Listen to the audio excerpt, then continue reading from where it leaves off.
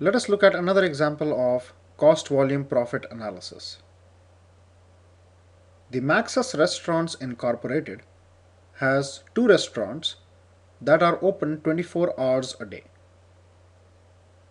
The total fixed costs for the two restaurants total $450,000 per year.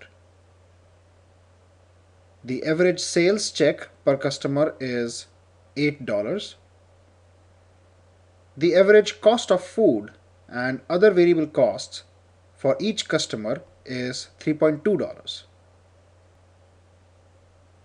The income tax rate is 30% and the target net income is $105,000. Now we have to find out the following. First, how many sales checks are needed to break even? And second, compute net income if the number of sales checks is 150,000.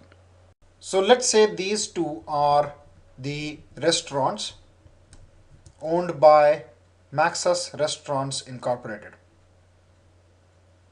Now the total fixed cost for the two restaurants total $450,000 per year. So combined, both of these have a fixed cost of $450,000 per year.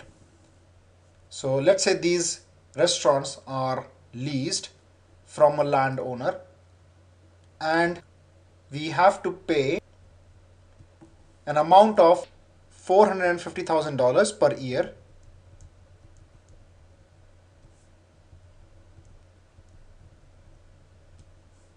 in fixed cost. Now there are customers who come to these restaurants to have dinner. Now let's say this person here in green represents the customers who come to these restaurants.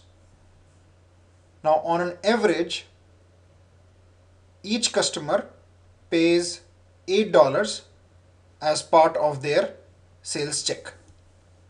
So the incoming funds for Maxus Restaurants is $8 per sales check or per customer. Now for preparing food in these restaurants, you need the vegetables as well as cooks to cook the food. So all of that costs money, and the average cost of food and other variable cost for each customer is given to us as $3.2. So let's say this gentleman here, raw material and labor supplier, is supplying the raw material and labor to Maxus Restaurants. So in return, Maxus Restaurants has to pay back a variable cost of $3.2 per customer.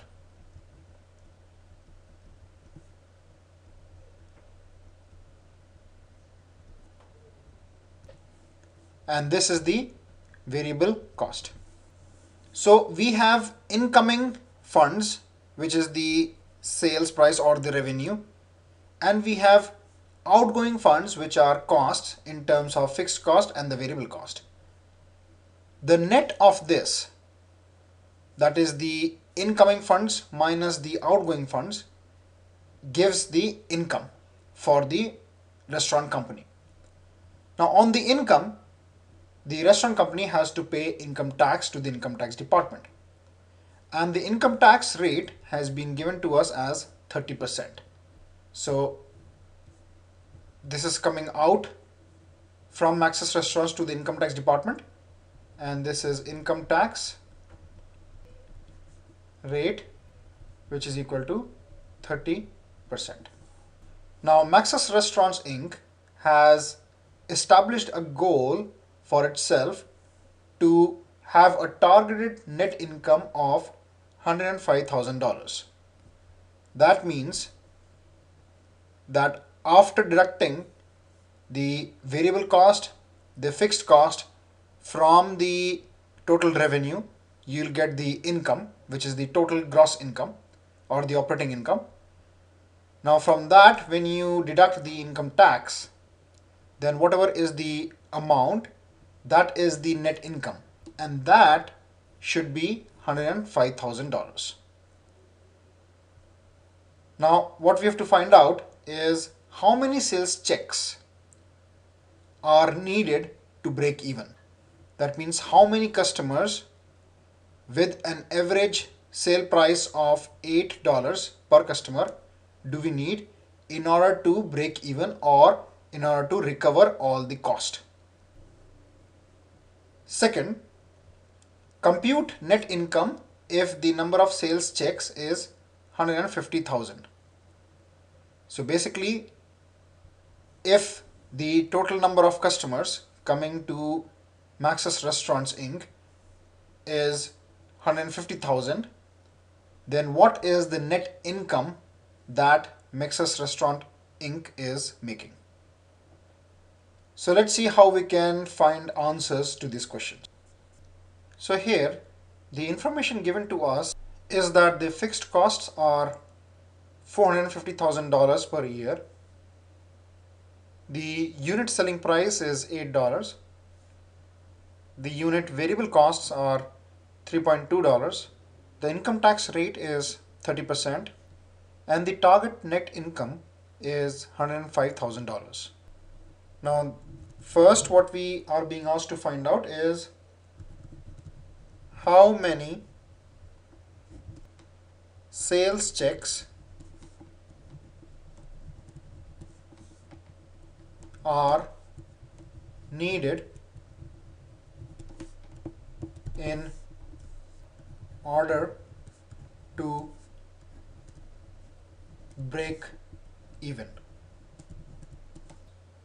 In simple terms, basically this means that how many units are need to be sold in order to break even, or how many customers do we need to get in order to break even. Now, when do we break even? So we break even when the total revenue is equal to the total cost. Total revenue is nothing but the number of units sold multiplied by the unit selling price, and total cost is fixed cost plus the variable cost, or Q multiplied by P is equal to F plus, now the variable cost can also be written as the number of units sold multiplied by the unit variable cost. So now here we have to find out the value of Q, that is how many units are we selling. So or Q is the variable here, so Q multiplied by P, P is the selling price which is $8, is equal to F, which is the fixed cost which is $450,000, plus Q, which is the variable, multiplied by C, which is 3.2. This is multiplication.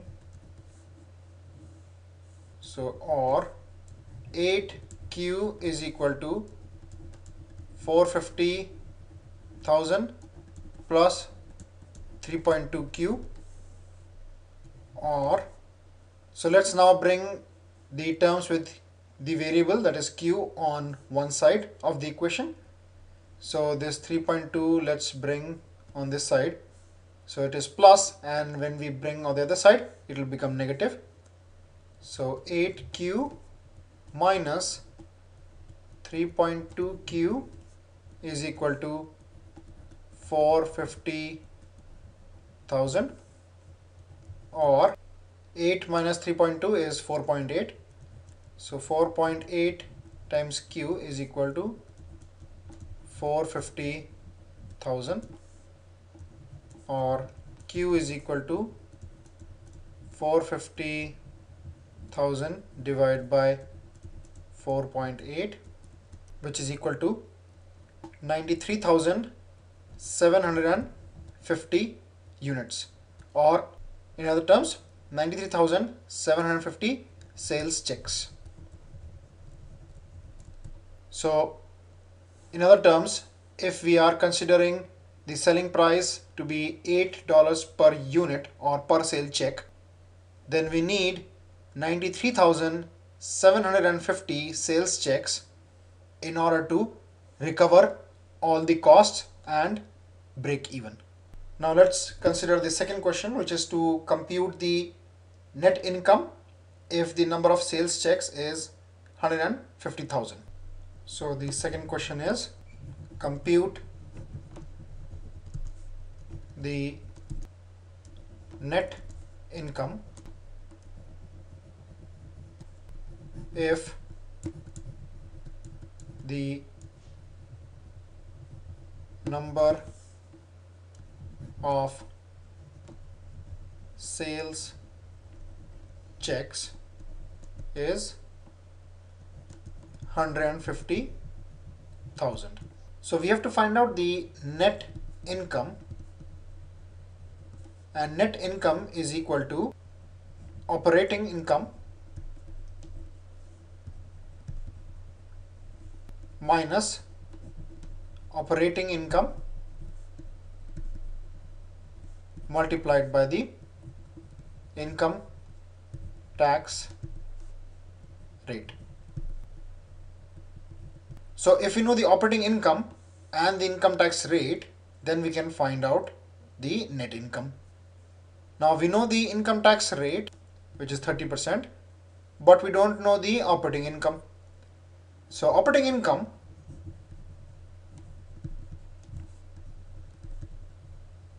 is equal to the total revenue minus the total cost. Total revenue is equal to the quantity sold multiplied by the unit selling price, and total cost is equal to fixed cost plus the variable cost, where variable cost is equal to the quantity sold multiplied by the unit variable cost. So here we know that the quantity sold is 150,000. We know the unit selling price, which is 8. We know the fixed cost, which is 450,000. We know the quantity sold, which is again 150,000. And we know the unit variable cost, which is $3.2. So let's find out the value of operating income, and then we can use that to find out the net income. So let's substitute the values. 150,000 multiplied by P, which is 8, minus fixed cost, which is 450,000,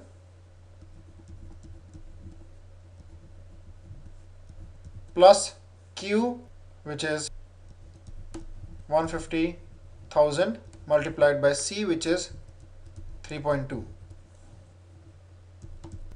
So 8 5s are 40, 4 carry over, 8 1s are 8, plus 4 is 12. So 1 2 0, and then 4 zeros, 0 0 0 0, minus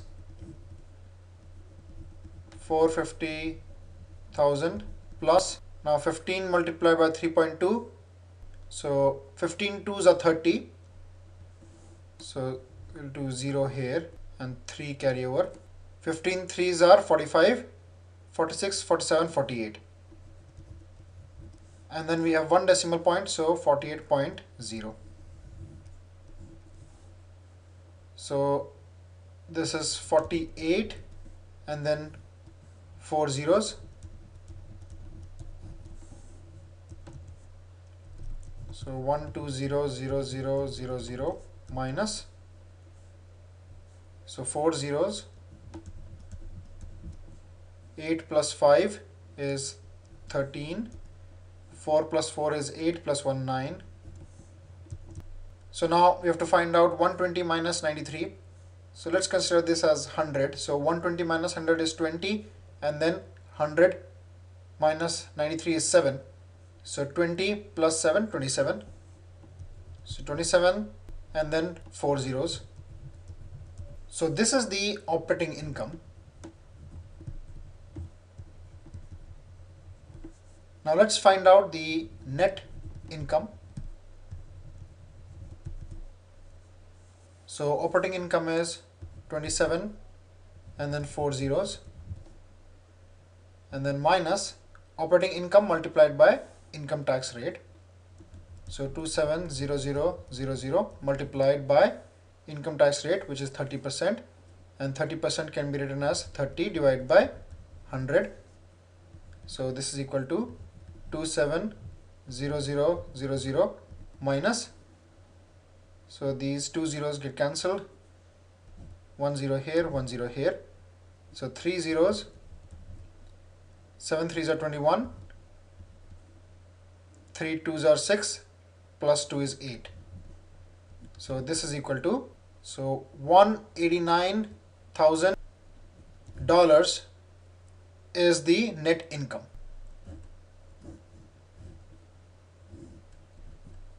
So in point number 1, we had seen that in order to break even, the number of customers required is 93,750. And in this case, we are being asked to find out the net income if the number of customers is 150,000.